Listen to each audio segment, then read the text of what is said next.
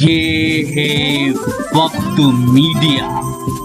آئیے لے چلتے ہیں آپ کو ہندوستان کے سب سے بڑے صوبے اتر پردیش کے ضلع مظفر نگر کے قصبہ جانسٹھ میں، جہاں 27 ستمبر 2018 کو ایک عظیم الشان نعتیہ و مدح صحابہ اور ہندو مسلم ایکتا پر آل انڈیا مشاعرے کا انعقاد کیا گیا۔ اس مشاعرے کے کنوینر رہے شاعروں کے استاد حضرت مولانا عین الحق دانش قاسمی صاحب، جن کی کتابیں مواعظ حق تقریر کی، گلستان علم و فن نعت و نظم، گلستان شعر و ادب ہندی، نعت و نظم اور بین الاقوامی نظامت و خطابت کا اجرا عمل میں آیا۔ مشاعرے کے مہمان خصوصی رہے عالی جناب ڈاکٹر یشونت صاحب، پورو منتری اور ایم پی چڑیالہ۔ آئیے بلا کسی تمہید و تاخیر کے میں یہ چاہتا ہوں کہ ہماری فہرست میں ایک نام کافی ایک مضبوط بیان ہونا ہے، تھوڑی دیر انسانیت، بیان انسانیت پہ، جیسا کہ جناب حضرت مولانا عین الحق دانش قاسمی صاحب نے فرمایا۔ آئیے خطیب دیشان، دی صلاحیت، ہر دل عزیز، محبوب العلماء جناب حضرت مولانا محمد ارشد صاحب دامت برکاتہم العالیہ، محتمم جامعہ میرا پور سے میں گزارش کر رہا ہوں کہ حضرت تشریف لائے اور اپنی ایمانی عرفانی حقانی تقریر سے خابدہ قوم کو بیدار کرے۔ اس شعر کے ساتھ حضرت کا استقبال ہے کہ پھول سے چاند سے خوشبو کی زباں سے سنیے، بولیے سبحان اللہ۔ پھول سے چاند سے خوشبو کی زباں سے سنیے، ہر طرف آپ کا قصہ ہے جہاں سے سنیے، سب کو آتا نہیں دنیا کو سجا کر جینا، ارے زندگی کیا ہے یہ حضرت کی زباں سے سنیے۔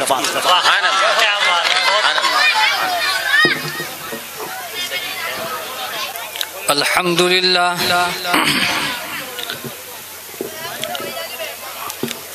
الحمدللہ نحمده ونستعینه ونستغفره ونؤمن به ونتوکل علیہ ونعوذ باللہ من شرور انفسنا ومن سیئات اعمالنا، من يهده اللہ فلا مضل له ومن يضلله فلا هادی له، ونشهد ان لا الہ الا اللہ وحدہ لا شریک له، ونشهد ان سیدنا وسندنا وحبیبنا ومولانا محمدا عبده ورسوله، وصلی اللہ تعالی علیہ وعلا آلہ واصحابہ وازواجہ وذریاتہ وسلم تسلیما کثیرا کثیرا۔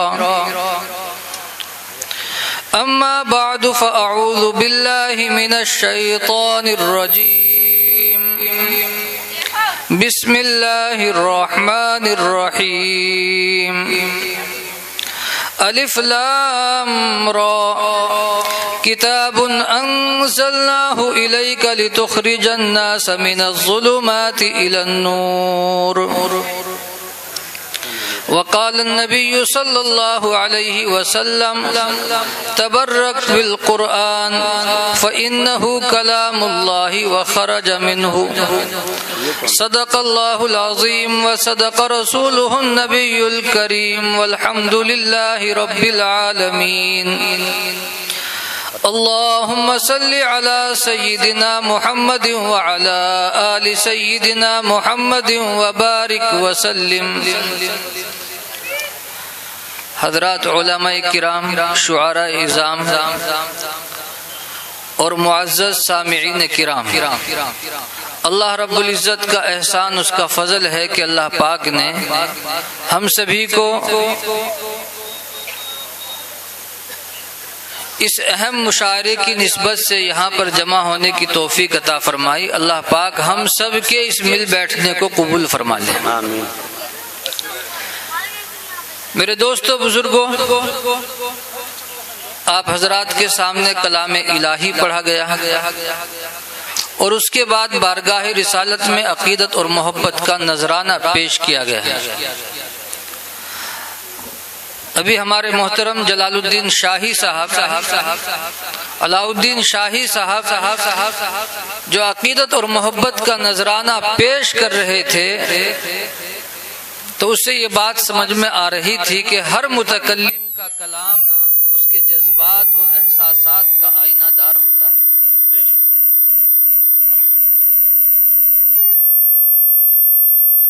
حضرت علی رضی اللہ تعالیٰ عنہ فرمایا کرتے تھے کہ المرء تحت لسانہ، کہ انسان اپنی زبان سے پہچانا جاتا ہے۔ متکلم کلام کرتا ہے، بات چیت کرتا ہے تو سمجھ میں آ جاتی ہے کہ کون کتنے پانی میں ہے اور کس کے کیا جذبات ہیں۔ فارسی کا مقولہ ہے تامرد سخن نگفت باشد عیب و ہنرش نہفت باشد، کہ جب کلام نہیں کرتا تو اس کے عیب اور ہنر سب چھپے رہتے ہیں۔ تو اس سے پتا چلا کہ ہر متکلم کا کلام اس کے جذبات اور احساسات کا آئینہ دار ہوتا ہے اور اس کے کلام میں اس کے جذبات چھپے رہتے ہیں۔ اسی طرح سے قرآن پاک یہ اللہ رب العزت کا کلام ہے جو ابھی آپ حضرات نے سنا۔ اللہ پاک کے کلام کے اندر بھی اللہ پاک کی تجلیات اور اس کی نورانیت چھپی ہوئی ایک ایک لفظ کے اندر۔ آپ حضرات نے واقعہ شاید سنا ہوگا کہ ہمارے ملک کے بادشاہ اورنگزیب رحمت اللہ علیہ، ان کی ایک بیٹی تھی جس کا نام تھا زیب النساء مخفی۔ اس کو شعر و شاعری کا شوق تھا، بڑا اچھا کلام وہ کہا کرتی تھی۔ تو ان کا ایک واقعہ سنا کر کے میں اس بات کو واضح کر دینا چاہتا ہوں کہ کس طرح سے متکلم کے کلام کے اندر اس کے احساسات اور جذبات ہوتے ہیں۔ ایران کے ایک شاعر نے اس زمانے میں ایک شعر کا ایک مصرع بنایا کہ در ابلق کسے کم دیدہ موجود۔ یہ مصرع اس نے بنا دیا لیکن دوسرا مصرع اس کو کوئی جچتا ہی نہیں تھا، کوشش کرتا تھا کوئی اچھا سا مصرع بن جاوے، بہت کوشش کی اس نے لیکن ہزار کوشش کے بعد وہ نہیں بنا سکا۔ تو اس نے باقاعدہ یہ اعلان کیا کہ جو شاعر اس مصرع کا دوسرا شعر بنائے گا میں اس کو بھاری انعام دوں گا۔ چنانچہ اس نے دنیا بھر کے شاعروں کو دعوت دی، بہت سے شعراء نے کوششیں کی لیکن کوئی دوسرا مصرع اس کا نہیں بنا پایا۔ خدا کی قدرت کہ یہ زیب النساء مخفی اورنگزیب بادشاہ رحمت اللہ علیہ کی بیٹی ایک دن اس نے غسل کیا اور غسل کرنے کے بعد اس نے اپنی آنکھ کے اندر سرما لگایا۔ جب انسان آنکھ میں سرما لگاتا ہے تو کبھی کبھی آنکھ سے پانی نکل آتا ہے، آنسو نکل آتا ہے جس میں سرما ملا رہتا ہے۔ اس نے جب سرما لگایا تو اس کی آنکھ سے وہ پانی، وہ آنسو کا قطرہ جس میں سرما ملا ہوا تھا وہ ٹپک پڑا۔ اس نے اس پر نظر ڈالی تو فوراً اس کی سمجھ میں اس شعر کا دوسرا مصرع آ گیا اور اس نے برجستہ کہا، اس نے کہا تھا در ابلق کسے کم دیدہ موجود۔ در ابلق اس موتی کو کہتے ہیں جو سفید ہوتا ہے اور اس کے اندر ہلکی سی سیاہ دھاری ہوتی ہے، لائن بنی ہوتی ہے جس سے اس موتی کی خوبصورتی اور زیادہ بڑھ جاتی ہے۔ تو شاعر نے یہ کہا تھا کہ در ابلق جیسا خوبصورت موتی کسی کی آنکھ نے کہاں دیکھا ہوگا۔ تو اس نے دوسرا مصرع یہ بنایا زیب النساء مخفی نے، مگر اشکے بتانے سرما آلود، مگر اشکے بتانے سرما آلود، کہ کون کہتا ہے کہ در ابلق جیسا موتی کسی نے نہیں دیکھا۔ اس نے کہا کہ حسیناؤں کی آنکھ کا وہ آنسو جس کے اندر سرما ملا ہوا ہو وہ در ابلق موتی سے کہیں زیادہ خوبصورت ہوتا ہے۔ یہ آنسو اللہ پاک کے نزدیک اس کی بڑی قدر ہے۔ یہ فرمایا کہ دو قطروں پر جہنم کی آگ حرام ہے، ایک شہید کے جسم سے بہنے والا خون کا قطرہ اور دوسرا اللہ پاک کے ڈر اور خوف سے، اللہ پاک کی محبت میں ایمان والے کی آنکھ سے نکلنے والا آنسو کا قطرہ تو اتنا قیمتی ہوتا ہے قطرہ، یہ آنسو کا قطرہ۔ جس نے بھی یہ شعر سنا اور یہ مصرع سنا، ہر ایک نے واہ واہ کی، ہر ایک نے شاباشی دی۔ ایران کے شاعر کے پاس جب یہ مصرع پہنچا تو اس نے بادشاہ کے پاس پیغام بھیجا کہ جس شاعر نے یہ مصرع کہا ہے اس کو ہمارے پاس بھیج دو تاکہ ہم اس کو انعام دے سکیں۔ اورنگزیب بادشاہ کے پاس جب یہ پیغام پہنچا تو اس نے بیٹی سے کہا کہ بیٹی میں تمہیں منع کرتا تھا کہ دیکھو شعر و شاعری نہ کیا کرو کہ کبھی کبھی اس سے بڑی مصیبت کھڑی ہو جاتی ہے، اب تم عورت ذات ہو، میری بیٹی ہو، اب بتاؤ میں تمہیں کیسے ایران بھیجوں؟ بیٹی نے کہا کہ ابا کوئی فکر کرنے کی ضرورت نہیں۔ ایک کاغذ اس نے لیا اور اس کے اوپر ایک شعر لکھا اور یوں کہا کہ ابا جان اس شاعر کے پاس یہ شعر بھیج دو، وہ سمجھدار ہوگا تو سمجھ جائے گا۔ اس نے اس کاغذ کے اوپر لکھا در سخن مخفی منم چو بوئے گل در برگ گل ہر کے خواہی میل دارد در سخن بیند مرا۔ زیب النساء مخفی نے اس شعر کے اندر یہ لکھا کہ میں اپنے کلام کے اندر اسی طرح سے چھپی ہوئی ہوں جیسے گلاب کے پھول کی پتی میں گلاب کی خوشبو چھپی رہتی ہے، خوشبو ہوتی ہے نظر نہیں آتی۔ اور یوں کہا کہ جو شخص یہ چاہتا ہے کہ وہ مجھے دیکھے یا وہ مجھ سے ملے، اس کو چاہیے کہ وہ میرا کلام پڑھ کر کے دیکھ لے۔ کہا میں اپنے کلام سے پہچانی جاؤں گی، میرے کلام سے اس کی ملاقات ہو جاوے گی۔ چنانچہ یہ شعر لکھ کر کے اس نے بھیج دیا اور اس نے یہ بتا دیا کہ متکلم کو اگر پہچاننا ہے تو اس کا کلام پڑھ کر کے دیکھ لو، متکلم کی صلاحیت، اس کا کمال، یہ ساری چیزیں سمجھ میں آ جاویں گی۔ تو میرے دوستو بزرگوں، ابھی آپ حضرات نے اللہ کا کلام سنا، قرآن مقدس۔ اللہ کے کلام کے اندر بھی اللہ پاک کی تجلیات، اللہ پاک کی خوبیاں، اللہ پاک کے کمالات چھپے ہوئے ہیں۔ جو انسان یہ چاہتا ہے کہ وہ اپنے اندر یہ خوبیاں پیدا کریں، اس کے اندر خوبیاں پیدا ہو، قرآن کریم کی نورانیت اس کے اندر آئے، معرفت کے دروازے اس پر کھلیں، تو اس کو چاہیے کہ وہ قرآن کریم کی تلاوت کرے، قرآن کریم کو پڑھے۔ جتنا قرآن کریم کو انسان پڑھتا جاوے گا اتنا اللہ پاک کی ذات کے ساتھ اس کا تعلق استوار اور مضبوط ہوتا جاوے گا، پھر اس کے سامنے اس دنیا کی کوئی حقیقت نہیں رہے گی۔ آپ حضرات نے سنے ہوں گے صحابہ کرام کے سینکڑوں واقعات، ایک دو چھوٹے چھوٹے واقعات سنا کر کے اپنی بات کو ختم کرتا ہوں۔ میرے دوستو بزرگوں، کہ قرآن کریم نے صحابہ کرام رضی اللہ عنہم میں کیسا انقلاب پیدا کیا تھا نبی علیہ الصلوۃ والسلام کی برکت سے، کہ انہوں نے اپنا اوڑھنا بچھونا سب اسی کو بنا لیا تھا، اپنی زندگی کا مقصد بنا لیا تھا۔ اما عائشہ صدیقہ رضی اللہ تعالیٰ عنہ کا واقعہ کتابوں میں لکھا ہے کہ ایک مرتبہ 50,000 درہم ہدیے کے طور پر ان کے پاس آئے، باندی سے کہا کہ ان کو تقسیم کر دو۔ شام تک وہ 50 کے 50,000 درہم اللہ کے راستے میں تقسیم کرا دیے۔ باندی نے کہا آپ کا روزہ بھی تو ہے، افطاری کا کوئی انتظام نہیں، تو یوں فرمایا کہ پہلے سے یاد دلا دیا ہوتا۔ یہ کیسا انقلاب پیدا کیا تھا کہ صرف آخرت کی فکر تھی کہ میری جنت بن جاوے، میری آخرت بن جاوے۔ حضرت جابر رضی اللہ تعالیٰ عنہ کا واقعہ کتابوں میں لکھا ہے کہ ایک دن گھر میں آئے تو آ کر کے کہنے لگے بیوی سے کہ آج تو میری طبیعت کچھ بوجھل سی ہے اور آج میرے پاس اللہ کا شکر ہے کہ 6 لاکھ درہم موجود ہیں۔ بیوی نے کہا کہ میں اس کا علاج بتاؤں کہ تمہاری طبیعت ہلکی ہو جاوے،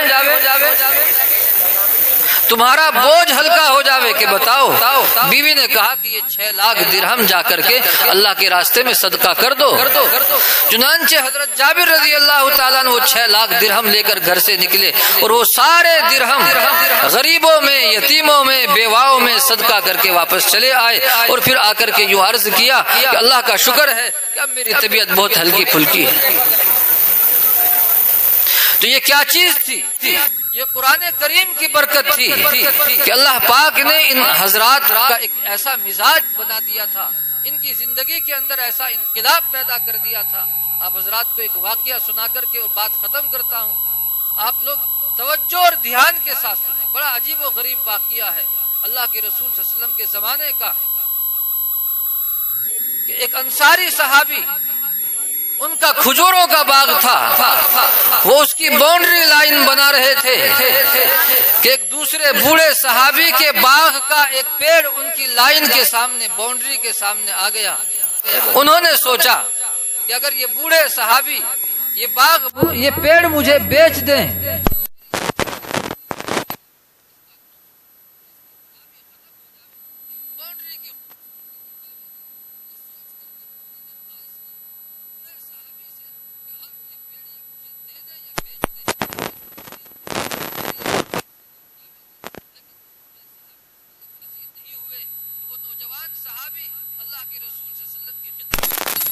اور حاضر ہو کر کے یہ عرض کیا، اللہ کے نبی، میرا ایک چھوٹا سا کام ہے، آپ چاہیں تو اس کام کو کرا دیں. نبی علیہ السلام نے پوچھا بتائیں. انہوں نے واقعہ سنایا. اللہ کے رسول نے فرمایا کہ ان بوڑھے صحابی کو بلا کر کے لاؤ. وہ ان کو بلا کر کے لے گئے. نبی علیہ السلام نے ان بوڑھے صحابی سے فرمایا کہ یہ پیڑ ان کی دیوار کے سامنے آ رہا ہے، تم یہ پیڑ ان کو دے دو.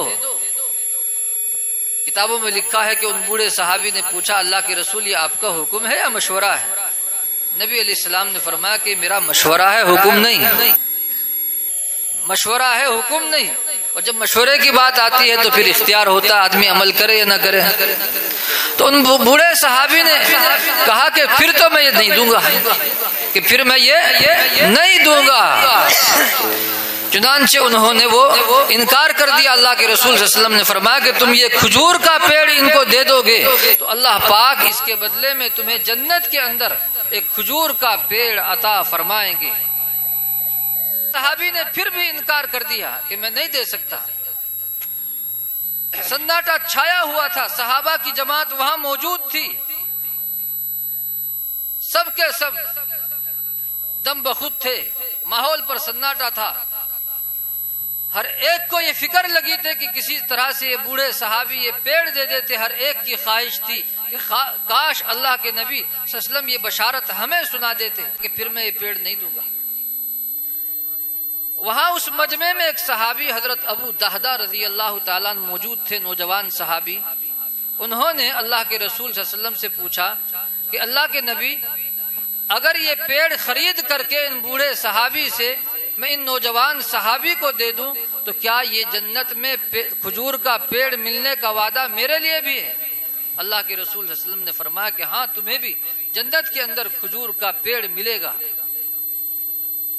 میرے دوستو بزرگوں، آپ اندازہ لگائیں کہ صحابہ کرام رضی اللہ عنہم کے دل میں جنت حاصل کرنے کی کیسی طلب تھی، تڑپ تھی.